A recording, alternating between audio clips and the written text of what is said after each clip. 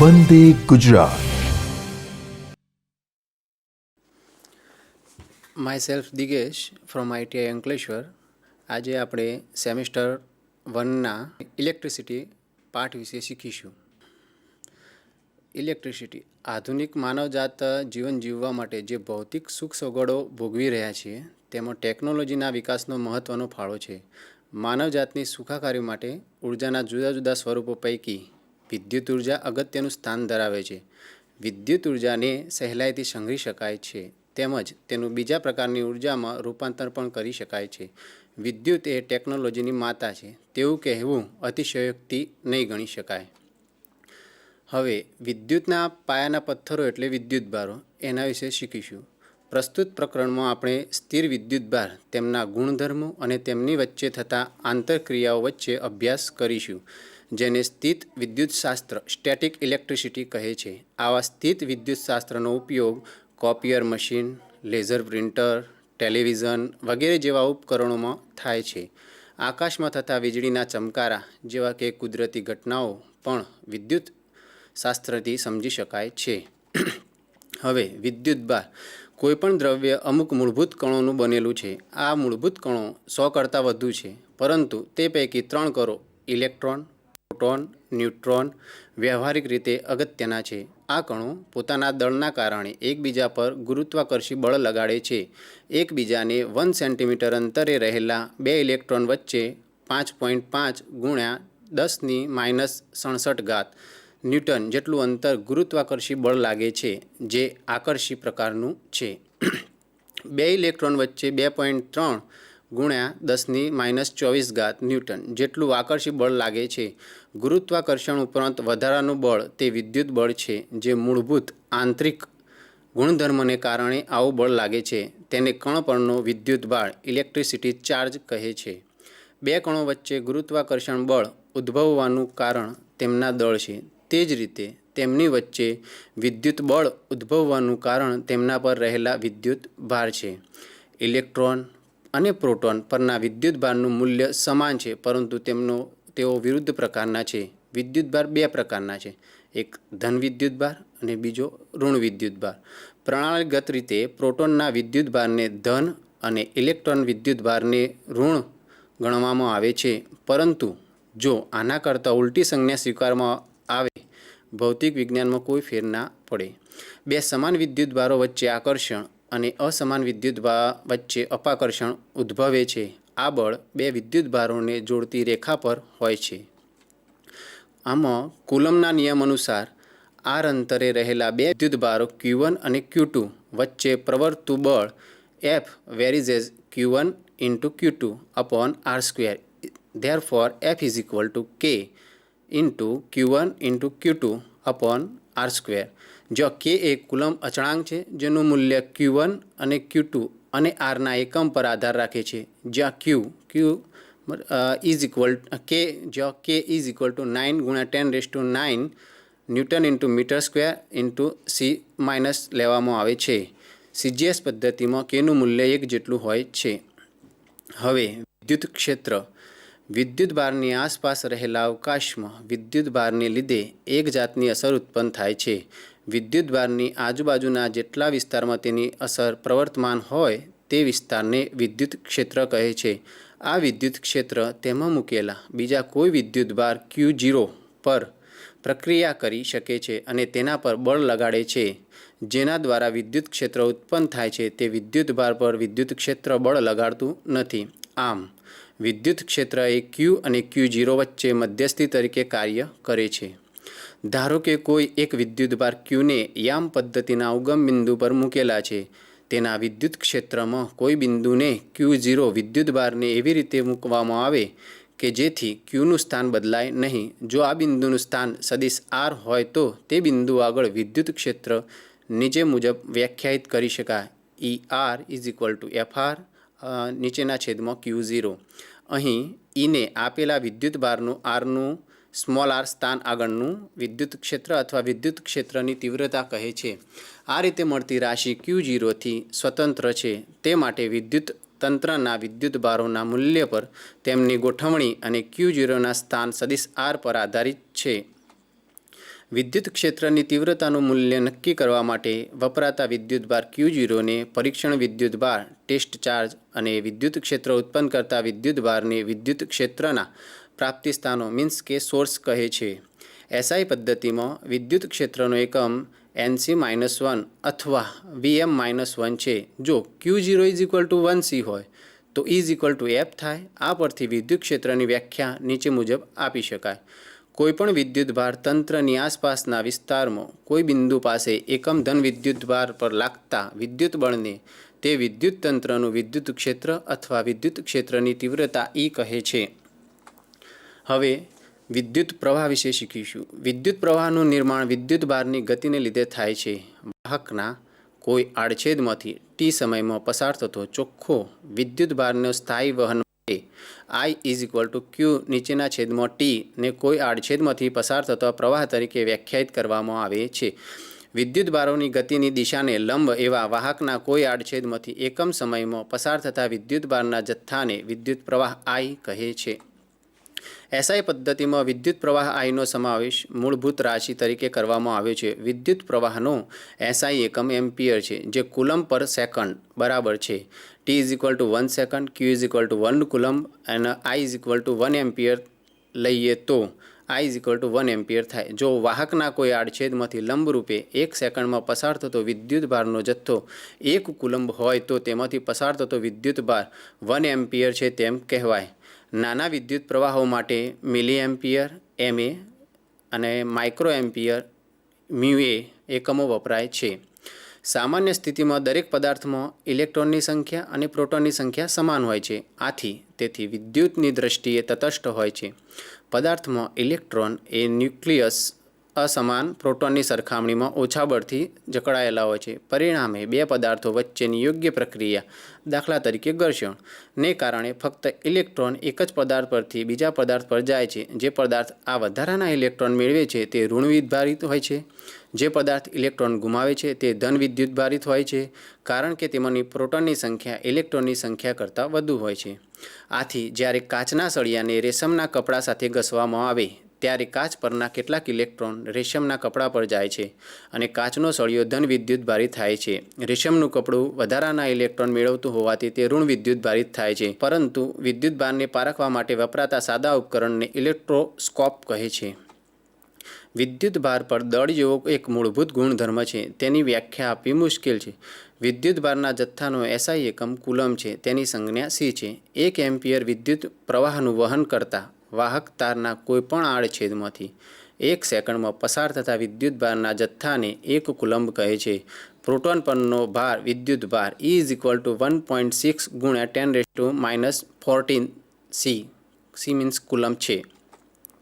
હવે વિદ્યુતભારનું સંરક્ષણ, તેને કઈ રીતના સંગ્રહી શકવો એના વિશે શીખીશું. વિદ્યુતની દ્રષ્ટિએ અલગ કરેલા તંત્રમાં ગમે તે પ્રક્રિયા થાય તો પણ તંત્રમાંના વિદ્યુતભારોનો બેઝિક સરવાળો અચળ રહે છે. આ વિધાનને વિદ્યુતભારના સંરક્ષણનો નિયમ કહે છે.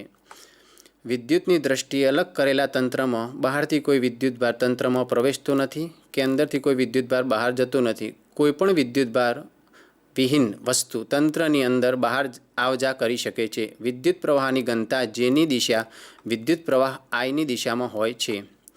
વિદ્યુતભારનું પ્રેરણ, ચાર્જિંગ બાય ઇન્ડક્શન. અવાહક સ્ટેન્ડ પરથી મૂકેલા ધાતુના બે સમાન ગોળામાંના એક ગોળા પર ધારો કે +Q જેટલો ચોખ્ખો વિદ્યુતભાર છે, એટલે કે ધન વિદ્યુતભારિત છે, અને બીજો ગોળો વિદ્યુતભાર વિહીન છે. આ બે ગોળાઓને એકબીજા સાથે સંપર્કમાં લાવવામાં આવે અથવા વાહક તાર વડે સંપર્કમાં લાવવામાં આવે અથવા વાહક તાર વડે સંપર્કમાં લાવતા વિદ્યુતભાર વિહીન ગોળા પરથી કેટલાક ઇલેક્ટ્રોન ધન વિદ્યુતભારિત ગોળા પર જાય છે.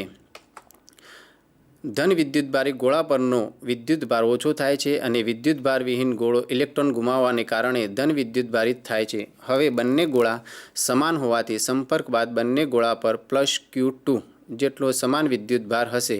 આમ સંપર્ક દ્વારા બીજા ગોળા પર Q/2 જેટલો વિદ્યુતભાર પ્રસ્થાપિત કર્યો તેમ કહેવાય અને બીજા ગોળાનું ચાર્જિંગ કર્યું કહેવાય.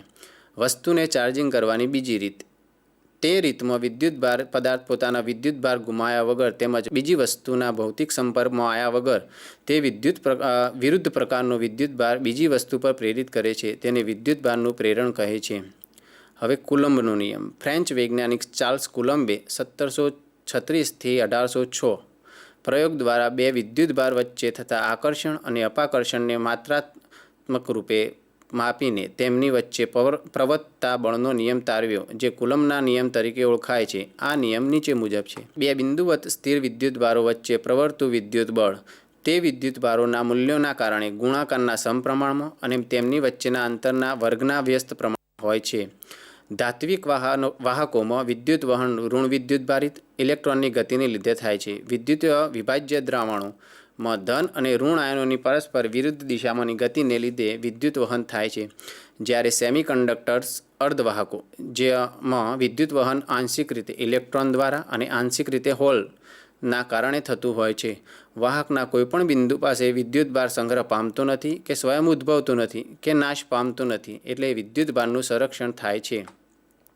વિદ્યુત પ્રવાહ ઘનતા ઇલેક્ટ્રિક કરંટ ડેન્સિટી.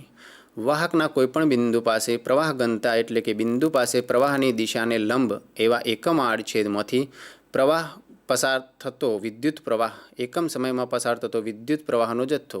વિદ્યુત પ્રવાહ ઘનતા જેની દિશા વિદ્યુત પ્રવાહ આઈની દિશામાં હોય છે. જો વિદ્યુત પ્રવાહ આઈ વાહકના ક્ષેત્રફળ એમાંથી સમાન રીતે વિપરીત થયેલો હોય અને આડછેદને લંબ હોય તો J = I નીચેના છેદમાં A. પોઝિટિવ અને નેગેટિવ ટર્મિનલ્સ. વિદ્યુત પ્રવાહમાં બે અથવા તેનાથી વધારે છેડાઓ પર મળે છે, તેથી તેના મુખ્ય બે છેડાઓને પોઝિટિવ અને નેગેટિવ ટર્મિનલ તરીકે ઓળખવામાં આવે છે. બેટરી ઉપર આ છેડાઓને પોઝિટિવ અને નેગેટિવ તરીકે ઓળખવામાં આવે છે. તેમજ નેગેટિવ છેડાને ઋણની નિશાની વડે અને પોઝિટિવ છેડાને ધનની નિશાની વડે દર્શાવવામાં આવે છે. જ્યારે એસી વિદ્યુત પ્રવાહમાં ફેઝ P અને ન્યુટ્રલ N તરીકે ઓળખવામાં આવે છે. સામાન્ય રીતે એમ માનવામાં આવે છે કે વિદ્યુત પ્રવાહ ધન છેડામાંથી નીકળી અવરોધમાંથી પસાર થઈ ઋણ છેડા તરફ વહે છે અને ઉત્પન્ન થતા કેન્દ્રમાં તરત પાછો આવે છે. જ્યારે પરિપથ પૂર્ણ હોય ત્યારે જ વીજ પ્રવાહ વહે છે. પરિપથ પૂર્ણ ન હોય તો વીજ પ્રવાહ વહેતો નથી. હવે વીજ પ્રવાહ વહેવા માટે સૌપ્રથમ જરૂરિયાત છે સ્વિચ. તો હવે સ્વિચમાં સર્કિટમાં સ્વિચ અગત્યનો ભાગ ભજવે છે.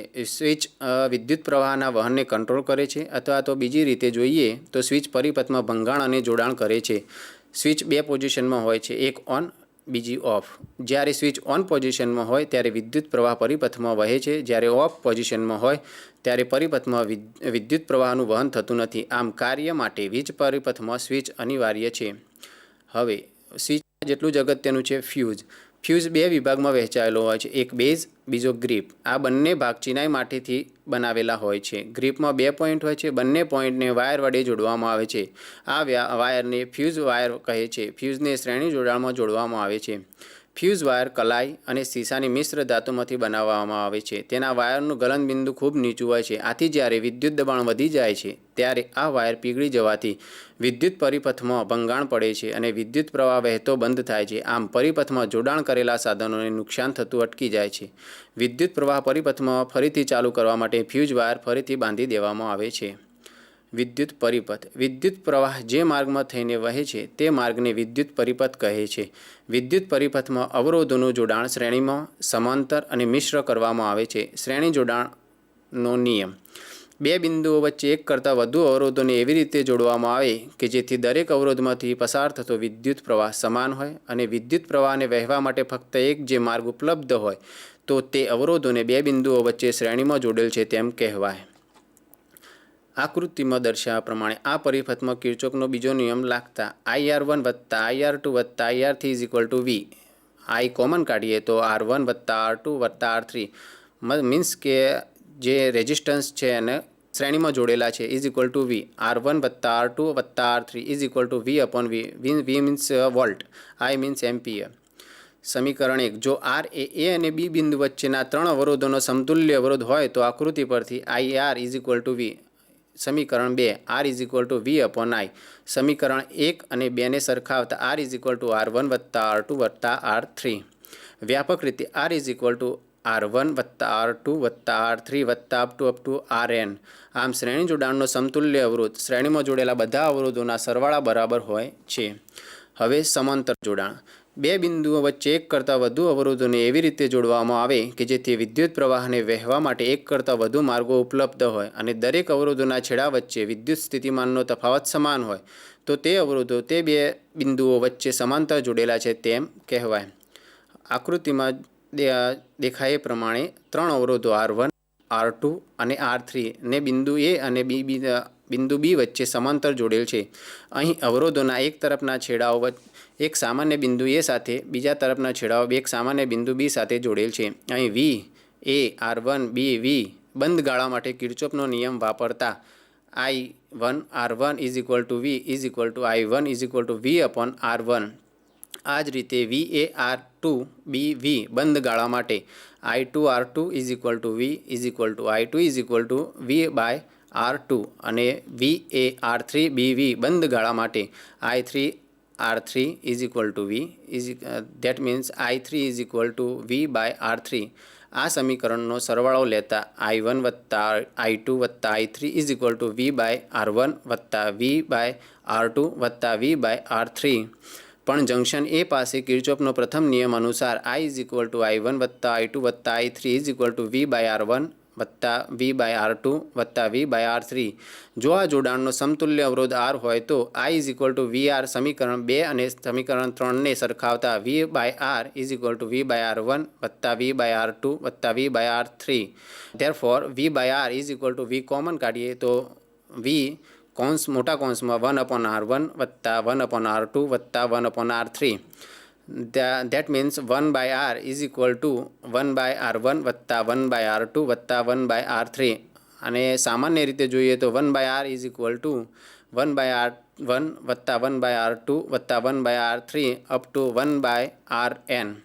આમ સમાંતર જોડાણમાં સમતુલ્ય અવરોધોનું મૂલ્ય વ્યસ્ત જોડેલ દરેક અવરોધના વ્યસ્ત મૂલ્યોના સરવાળા બરાબર થાય છે. ઉદાહરણ 1. આકૃતિમાં દર્શાવ્યા અવરોધ R1, R2, R3માંથી પસાર થતા પ્રવાહો શોધો. જ્યાં R1 10 ઓહ્મ, R2 20 ઓહ્મ અને R3 30 ઓહ્મ તેમજ બેટરીનો વોલ્ટેજ 10 વોલ્ટ છે. આ પરિપથનો હવે એનો જવાબ જોઈશું. આ પરિપથનો સમતુલ્ય પરિપથ મેળવવા બિંદુ Aથી શરૂ કરી અહીં R1 અવરોધનો એક છેડો A અને R2નો C છેડો તેમજ R3નો C છેડો એમ 3 છેડાઓ A પાસે કોમન છે. સંપૂર્ણ પરિપથ આકૃતિમાં દર્શાવેલ છે. આમ 3 અવરોધો સમાંતર છે. તે દરેકના 2 છેડા વચ્ચે વોલ્ટેજ 10 વોલ્ટ છે. R1માંથી પસાર થતો વીજ પ્રવાહ I1 V by R1 10 નીચેના છેદમાં 10 1. R2માંથી પસાર થતો વીજ પ્રવાહ I2 V by R2 10 નીચેના છેદમાં 20 0.5 એમ્પિયર. R3માંથી પસાર થતો વીજ પ્રવાહ I3 V by R3 10 નીચેના છેદમાં 30 0.33 એમ્પિયર. કોષોના શ્રેણી અને સમાંતર જોડાણો સિરીઝ એન્ડ પેરેલલ કનેક્શન. અવરોધોની જેમ કોષોને પણ કોઈ બે બિંદુઓ વચ્ચે શ્રેણીમાં સમાંતર કે મિશ્ર પ્રકારે જોડી શકાય છે. કોષોનું શ્રેણી જોડાણ આકૃતિમાં દર્શાવ્યા પ્રમાણે E1 અને E2 EMF વાળા તથા R1 અને R2 આંતરિક અવરોધોવાળા બે કોષોને A અને B બિંદુઓ વચ્ચે શ્રેણીમાં જોડેલા છે. આ જોડાણ સાથે એક બાહ્ય અવરોધ R પણ જોડેલો છે. ABCDA બંધ ગાળાને કિર્ચોફનો બીજો નિયમ લાગુ પડતા E1 વત્તા IR1 માઇનસ E2 વત્તા IR2 વત્તા IR 0. IR1 વત્તા IR2 વત્તા IR E1 વત્તા E2. I કોમન લેતા R વત્તા નાના કૌંસમાં R1 વત્તા R2 મોટો કૌંસ પૂરો E1 વત્તા E2. Therefore I E1 વત્તા E2 R નીચેના છેદમાં R વત્તા R1 વત્તા R2 E equivalent upon R વત્તા R ઇક્વિવેલન્ટ. જ્યાં I અવરોધ Rમાંથી પસાર થતો પ્રવાહ છે. આમ બે કોષોનું શ્રેણી જોડાણ જેનું EMF EQ E1 વત્તા E2 હોય અને આંતરિક અવરોધ RQ R1 વત્તા R2 હોય તેવા એક કોષની જેમ વર્તે છે. આ અર્થમાં EQ એ કોષના શ્રેણી જોડાણનું સમતુલ્ય EMF અને RQ કોષોના આંતરિક અવરોધોને સમતુલ્ય આંતરિક અવરોધ છે. કોષોનું સમાંતર જોડાણ આકૃતિમાં A અને B બે બિંદુઓ વચ્ચે E1 અને E2 EMF વાળા તથા R1 અને R2 આંતરિક અવરોધ ધરાવતા બે કોષોનું સમાંતર જોડાણ દર્શાવ્યું છે. આકૃતિમાં વિદ્યુત પ્રવાહની દિશાઓ પણ દર્શાવેલ છે. કિર્ચોફના પ્રથમ અને બીજા નિયમોને અનુસરતા કોષોના સમાંતર જોડાણ માટે sigma I into N 1 E1 upon R વત્તા 1 upon M sigma I raised to n is equal to 1r⁻1, જ્યાં r મિશ્ર જોડાણના પરિપથમાં જોડેલો બાહ્ય અવરોધ, m હારોની સંખ્યા છે. ઓહમનો નિયમ 6 વોલ્ટના સપ્લાયને અડકતા શોક લાગતો નથી, જ્યારે 230 વોલ્ટના સપ્લાયને અડકતા જીવલેણ શોક લાગે છે. આવું શા માટે થતું હશે? આનું કારણ છે કે જુદા જુદા વોલ્ટેજ માટે આપણા શરીરમાંથી પસાર થતો વીજ પ્રવાહ જુદો જુદો હોય છે. ઈસવીસન 1828માં જર્મન ભૌતિકશાસ્ત્રી અને ગણિતશાસ્ત્રી જ્યોર્જ સાયમન ઓહમે સૌપ્રથમ વિદ્યુત પ્રવાહ અને વોલ્ટેજ વચ્ચેનો ગાણિતિક સંબંધ મેળવ્યો. ઓહમે પ્રાયોગિક રીતે શોધી કાઢ્યું કે નિશ્ચિત ભૌતિક પરિસ્થિતિમાં, દાખલા તરીકે અચળ તાપમાને રાખેલા કોઈ વાહક પદાર્થમાંથી વહેતા પ્રવાહ I તે વાહકના બે છેડાઓ વચ્ચે લગાડેલા વિદ્યુત સ્થિતિમાનના તફાવતના સપ્રમાણમાં હોય છે. આ વિધાનને ઓહમનો નિયમ કહે છે. ઓહમના નિયમ મુજબ I varies as V, that means V/I is equal two અચળ. આ અચળ ગુણોત્તર V/I ને વાહકનો અવરોધ R કહે છે. Therefore V/I is equal two R અથવા V is equal two IR. SI પદ્ધતિમાં અવરોધનો એકમ વોલ્ટ/એમ્પિયર છે, જેને ઓહમ કહે છે. તેની સંજ્ઞા દર્શાવેલ છે. આપેલ તાપમાને વાહકનો અવરોધ R વાહકની જાત ઉપરાંત વાહકના પરિમાણ પર આધાર રાખે છે કે અવરોધના વ્યસ્ત એટલે કે 1/R ને આપેલ અવરોધ અથવા વાહકનું કંડક્ટન્સ કહે છે. તેનો એકમ ઓહમ-1 અથવા ઓહમ છે. સંકેત છે. ઓહમનો નિયમ તો માત્ર ચોક્કસ ભૌતિક પરિસ્થિતિમાં રાખેલ વાહક માટે વિદ્યુત સ્થિતિમાનના તફાવત અને પ્રવાહ વચ્ચેનો પ્રાયોગિક સંબંધ છે. બધી જ ધાતુઓ, કેટલીક અધાતુઓ તેમજ વિદ્યુત રચનાઓ ઓહમના નિયમનું પાલન કરે છે. આવી રચનાઓને ઓહમ ડિવાઇસીસ કહે છે. ઓહમનો નિયમ પળાતો હોય તેવા કિસ્સામાં અચળ તાપમાને આપેલ વાહક માટે I વિરુદ્ધ V નો આલેખ સુરેખા મળે છે, એટલે કે આવા સંબંધીય રેખીય છે. ઓહમના નિયમની મર્યાદાઓ. કેટલાક દ્રવ્યો અને વિદ્યુત પરિપથમાં વપરાતી રચનાઓમાં V અને I એકબીજાના સપ્રમાણમાં હોતા નથી. આવી રચનાઓમાં એક V વિરુદ્ધ I સંબંધો અરેખીય હોય છે. દાખલા તરીકે સેમિકન્ડક્ટર રચનાઓ જેવી કે ડાયોડ, ટ્રાન્ઝિસ્ટર. બીજું, V અને I વચ્ચેનો સંબંધ V ની સંજ્ઞા પર આધારિત હોય છે. બીજા શબ્દોમાં, ચોક્કસ વોલ્ટેજ V માટે પ્રવાહ I હોય તો V નું મૂલ્ય અચળ રાખી તેની દિશા ઉલટાવવામાં આવે છે, તો તે જ મૂલ્યનો પ્રવાહ વિરુદ્ધ દિશામાં મળતો નથી. આવું સેમિકન્ડક્ટર ડાયોડમાં થાય છે.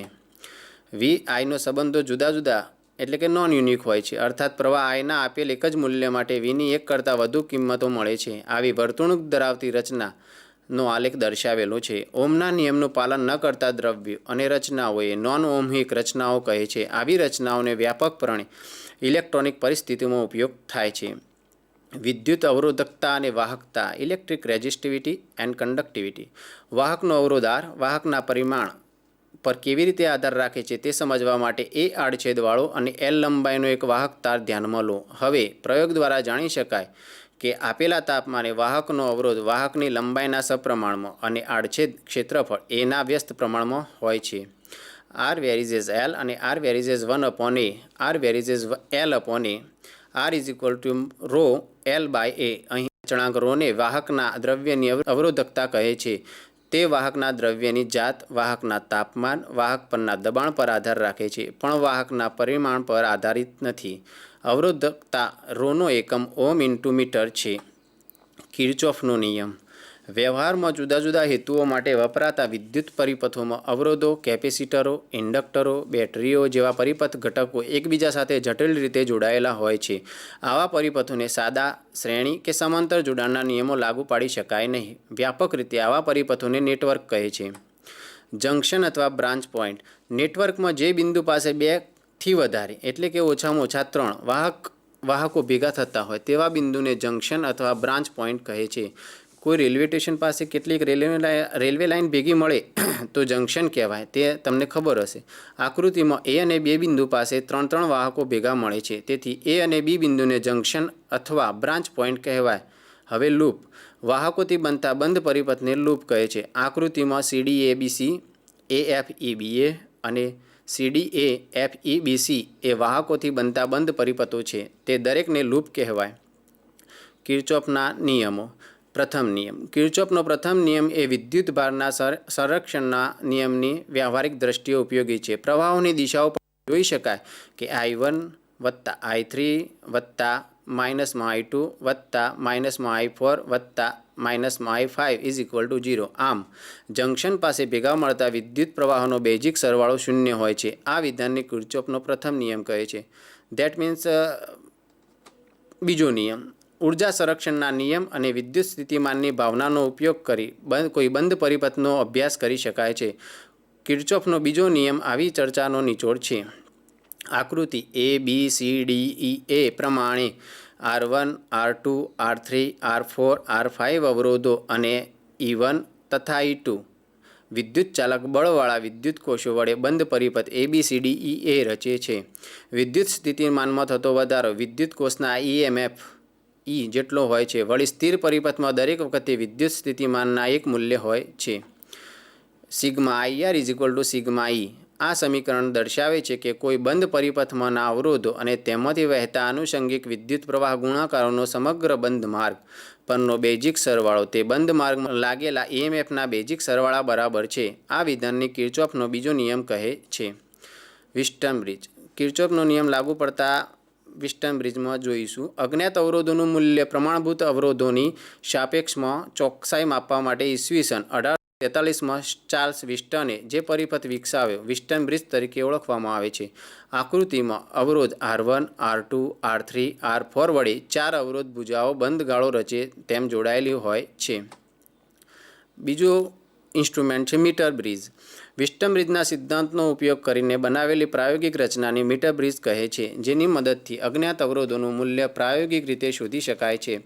આકૃતિમાં પ્રયોગશાળામાં વિસ્ટન બ્રિજ તરીકે વપરાતા મીટર બ્રિજની રચના દર્શાવી છે. ત્રીજું ઇન્સ્ટ્રુમેન્ટ છે પોટેન્શિયોમીટર. પોટેન્શિયોમીટરની જરૂરિયાત આપણે જોઈ ગયા કે બેટરીનો terminal voltage V is equal two epsilon minus IR, જ્યાં એપ્સાયલોન ઇઝ ઇક્વલ ટુ બેટરીનું વિદ્યુત ચાલક બળ અને R ઇઝ ઇક્વલ ટુ બેટરીનો આંતરિક અવરોધ. સાદા વોલ્ટમીટરનો અવરોધ આશરે 5000 ઓહ્મથી 6000 ઓહ્મ જેટલો હોય છે, એટલે કે તેને બેટરી સાથે જોડતા થોડાક પ્રવાહ તો પસાર થાય છે. That means I is not equal to 0. પરિણામે વોલ્ટમીટરે બેટરીનું EMF નહીં પરંતુ ટર્મિનલ વોલ્ટેજ Vનું જે માપન કરે છે. આથી બેટરીનું EMF માપવા માટે કોઈએ એવી રચના તૈયાર કરવી જોઈએ કે જેથી માપન દરમિયાન બેટરીમાંથી પસાર થતો વિદ્યુત પ્રવાહ I ઇઝ ઇક્વલ ટુ 0 હોય. આવી પરિસ્થિતિ પોટેન્શિયોમીટરની રચના દ્વારા સાકાર કરી શકાય છે. પોટેન્શિયોમીટર એક એવી રચના છે કે જેમાં સતત બદલી શકાય તેવો અને સાથે સાથે માપી શકાય તેવો બેટરીનો ટર્મિનલ વોલ્ટેજ મેળવી શકાય છે. આ હકીકત નીચે વર્ણવેલ પોટેન્શિયોમીટરના સિદ્ધાંતની મદદથી સમજી શકાય છે. પોટેન્શિયોમીટરનો સિદ્ધાંત. આકૃતિમાં દર્શાવેલ પરિપથ ધ્યાનમાં લો. અહીં એપ્સાયલોન જેટલો EMF અને R જેટલો આંતરિક અવરોધ ધરાવતી બેટરી સાથે અવરોધ પેટી R અને સમાન આડછેદવાળા એક લોબો અવરોધક તાર શ્રેણીમાં જોડેલો છે. અવરોધ પેટી Rની હંમેશા જરૂર હોતી નથી. સિદ્ધાંત. પોટેન્શિયોમીટર તારના કોઈ બે બિંદુઓ વચ્ચેના PD તે બે બિંદુઓ વચ્ચેના અંતરના સપ્રમાણમાં હોય છે. આમ અવરોધક તાર પર Lના જુદા જુદા મૂલ્યો લેવાથી PDના જુદા જુદા મૂલ્યો મેળવી શકાય છે. આ સ્થિતિમાં તારના A અને C બિંદુઓ જાણે કે કોઈ બેટરીના અનુક્રમે ધન અને ઋણ ધ્રુવો હોય તેમ વર્તે છે. બિંદુ Cનું સ્થાન બદલીને આવી બેટરીનું EMF સતત બદલી શકાય છે. પોટેન્શિયોમીટરના ઉપયોગો. બે વિદ્યુત કોષોના EMFની સરખામણી કરવા માટે. બીજો, વિદ્યુત કોષોનો આંતરિક અવરોધ શોધવા માટે. Thank you.